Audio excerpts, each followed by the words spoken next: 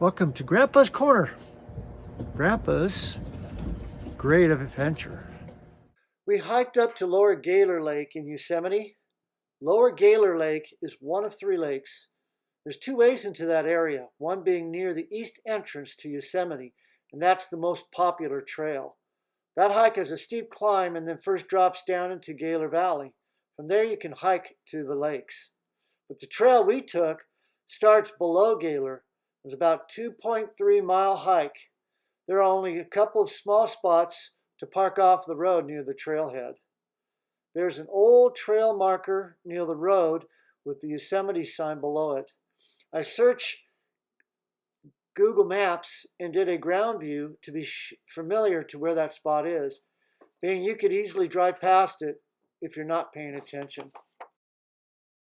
We arrived about 7:30 a.m. and as I stepped out of the car, the cold hit me.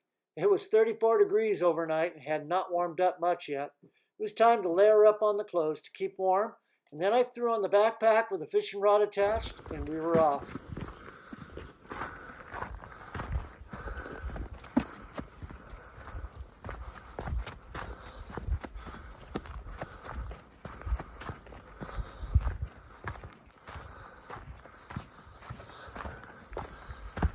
About 10 minutes into the hike, we passed a meadow, which was dry. This fall time, and with the drought, most of the creeks were dry coming out of the lake. Although halfway up, I did notice some water pooling in the creek.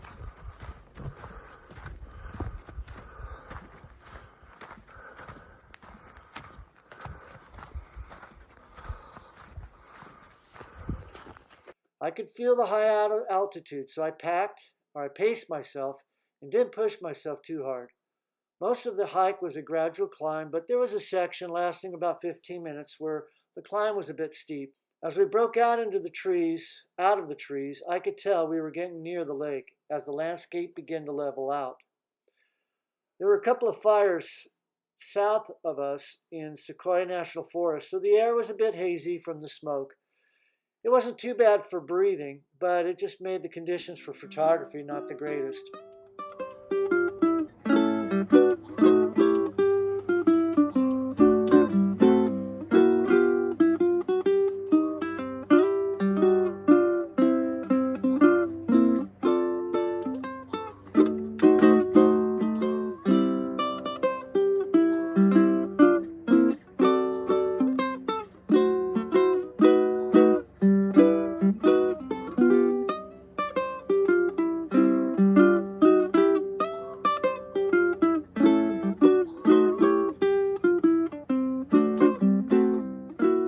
That's the lake.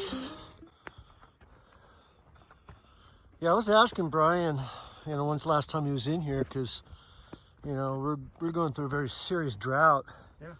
I thought, what's the chance if it's dried up there? He goes, no, I was up there 5 weeks ago. It was still good.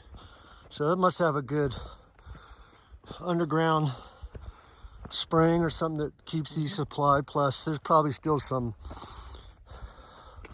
snowpack that, and I didn't bother to ask him. I was thinking of asking him where fishing would be, so I guess we'll see.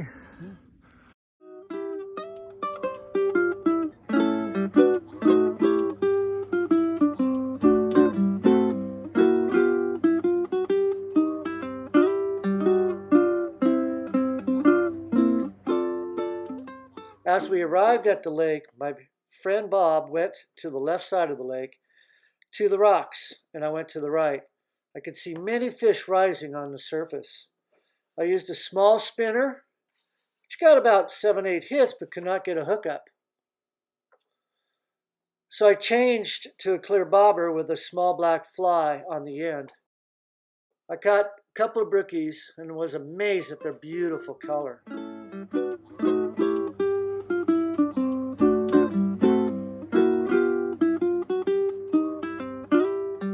Then I changed to a small spinner and began to get more hookups. Bob fished for a while at the rocks, then made his way around the lake, finally joining me. He put on a 1/8 ounce Castmaster and began to catch some really nice fish.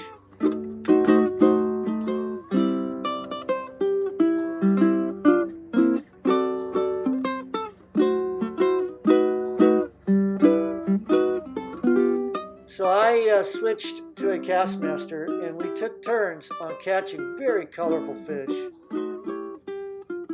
Then we packed up and we headed back out. Hiking down the hill, we made it out in about an hour. It was a very fun day. Thanks to Bob for joining me. It's so much more enjoyable having a friend doing the hike and fishing together.